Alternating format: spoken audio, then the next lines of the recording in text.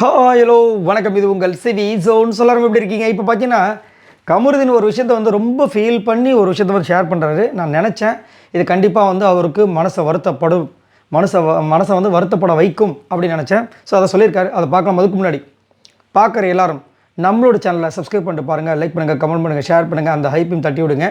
நிறைய பேர் நல்ல ஒரு சப்போர்ட் கொடுக்குறீங்க, ரொம்ப ரொம்ப நன்றி.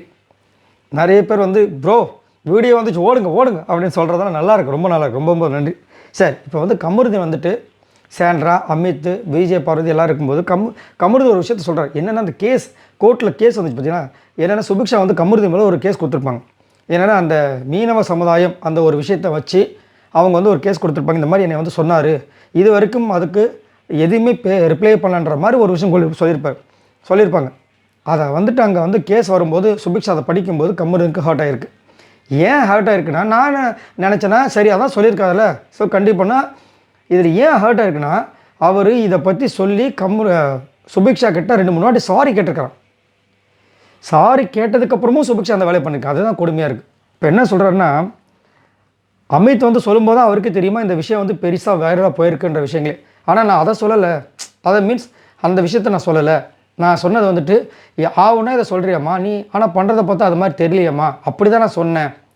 அதுவும் இல்லாமல் அதை பற்றி விலாவரியாக 2-3 வாட்டி நான் அவங்ககிட்ட பேசி மன்னிப்பு கேட்டேன். திரும்பவும் அந்த கோர்ட்டில் வந்துட்டு அந்த கேஸ் வரும்போது அப்படியே மைண்டு ட்ரை ஆகிடுச்சு. என்னடா இது, அப்போ ஒருத்தன் வந்து இவ்வளோ நாள் திருந்தி ஏதாவது பண்ணணும் அப்படின்னு நினைக்கிறதுலாம் ஒன்றுமே இல்லையா அப்படின்போது சாண்ட்ரா நான் சொல்கிறேன், அவள் வந்து ரொம்ப நேரம் உட்காந்து யோசிக்கும் போதே எனக்கு டவுட் வந்துச்சு. ஏன்னா ரொம்ப உட்காந்து யோசிச்சா. அதுவும் விஜய் பார்வதியும் வந்துட்டு ஆமாண்டா அவள் வந்துட்டு அதான் இதுக்காக தான் சொல்லியிருப்பா போல இருக்குன்ற மாதிரி சொல்லும்போது, இல்லை அவள் என்னை பார்த்துட்டே இருக்கும்போது தெரிஞ்சுது, சாரி என்ன தான் சொல்ல போகிறா போல இருக்குது அப்படிங்கும்போது அமித் என்ன சொல்கிறாருன்னா வேறு கேஸ் அவங்களுக்கு தோணலை அப்படின்னு. நான் என்ன கேட்குறேன்னா, சுபிக்ஷாவுக்கு வந்துட்டு கமருதீன் மேலே காண்டில் சொல்லிட்டாங்க. ஏன் அந்த குரூப் இருக்குது பாருங்கள், அந்த குரூப்பில் ஒரு கேஸ் கூட இல்லையா? பொதுநல வழக்கு போட்டாங்களே எத்தனை பேர், அதில் சுபிக்ஷாவும் மைக்கு மேட்டர் போட்டாங்களே பொதுநல வழக்கு, அந்த மாதிரி போட்டிருக்கலாமே. புரியுதுங்களா? அதாவது அவங்களுக்கு வந்து அந்த காழ்ப்புணர்ச்சியை காமிக்கணும்.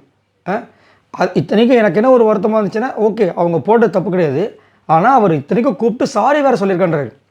சொன்னதுக்கு அப்புறமும் நீங்கள் அப்படி போட்டிங்கன்னா அது எந்த விதத்தில் நியாயம் எனக்கு புரியல. அதை வந்து அவர் சொல்லி ரொம்ப வருத்தப்படுறாரு. வருத்தப்பட்டதுக்கப்புறமா வந்துட்டு மறுபடியும் இப்படி சொல்லும்போது நம்மளுக்கு இப்போ ஒருத்தன் வளர்ந்து வந்துட்டு இருக்கும்போது மறுபடியும் அதை திரும்ப ஞாபகப்படுத்தி அவனை புட் டவுன் பண்ணுற மாதிரி இல்லையா? அப்போ நம்ம இவ்வளோ தூரம் திருந்தி வாழ்றதெல்லாம் உங்கள் கணக்கு தெரியலையா அப்படின்ற மாதிரி வந்துட்டு ரொம்ப ஃபீல் பண்ணி சொல்கிறாப்புல. பட் எது இருந்தாலும் நம்ம என்னென்னா எப்பயுமே நம்மளுடைய வார்த்தைகளை வந்து கவனமாக இருக்கணும். நம்ம அம்மா கிட்ட இருந்தாலும் சரி, நம்ம மனைவி கிட்ட இருந்தாலும் சரி, நம்மளோட குழந்தைகளாக இருந்தாலும் சரி, யாருக்கிட்டே இருந்தாலும் சரி, வார்த்தையில் எந்த நேரமும் கவனமாக இருக்கணும். நம்ம அசால்ட்டாக ஒன்று பேசிட்டோன்னா அது எப்போ ஹர்ட் ஆகும், அவங்க எந்த மனநிலைமையில் இருக்காங்க, இது எப்படி கன்வே ஆகுது, எல்லாமே வேறு ஒரு அந்த பெர்ஸ்பெக்டிவ் பொறுத்து, அந்த இடத்த பொறுத்து, இடம் பொருள் ஏவல் சொல்லுவாங்க. புரியுதுங்களா?